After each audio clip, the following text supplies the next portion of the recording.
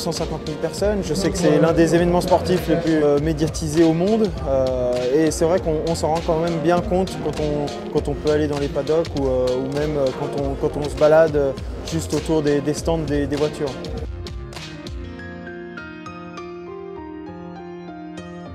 Ouais, voilà, ça fait partie des voitures mythiques aussi. Voilà, c'est des noms comme ça qui claquent. Alpine, ça a une résonance.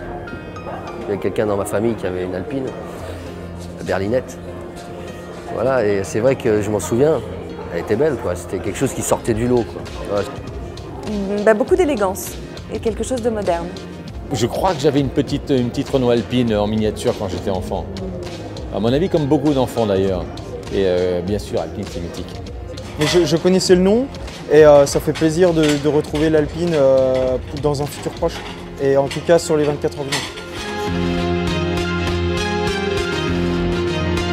Moi, ce que je vois, c'est que c'est un travail d'équipe. Et qu'on n'est pas obligé d'être le plus grand, le plus fort ou avoir le plus d'argent pour gagner. Ce qu'on a fait, en fait, on est venu puiser dans l'histoire, puiser dans ce qui était fort d'Alpine. Déjà le logo, le A fléché qui est vraiment extrêmement fort, extrêmement marquant. Le deuxième élément, évidemment, c'est le bleu Alpine. Ça, c'est un élément structurant de la marque. Et en fait, on est venu déjà travailler avec ces codes. On a ajouté une couleur complémentaire qui est le orange. Et en fait, c'est quelque chose qu'on allait puiser dans des éléments aussi dans l'histoire. Par exemple, les roues Gotti sur les Alpine A110 ou bien les A220 du Mans qui avaient des phares orange ou qui avaient des bandes orange. Voilà, et ça, c'est vraiment une identité très forte qu'on a voulu redévelopper et qu'on vient aujourd'hui transférer sur la voiture du Mans. Gros freinage, c'est une auto qui est très plaisante à conduire parce que à haute vitesse, plus on est vite, plus on a de la charge aéro, plus on a de la charge, plus elle est stable, plus on peut aller vite, plus on va vite, plus il y a de la charge. C'est un puits sans fond. Et depuis le début de la semaine, c'est vraiment très dur. On a eu des conditions vraiment très compliquées en qualif, beaucoup d'arrêts, beaucoup de paramètres à gérer pour travailler sur le setup de la voiture. Et puis un début de course très compliqué avec une couronne d'alternateur suite à un malheureux caillou, une crevaison suite à un morceau de jante d'une voiture qui avait un accident. On a eu un début de course très difficile, mais malgré tout on est bien remonté. On a montré qu'on était performants et que dans l'avenir je pense qu'il faudra compter sur nous parce qu'on a un bon équipage, une bonne équipe.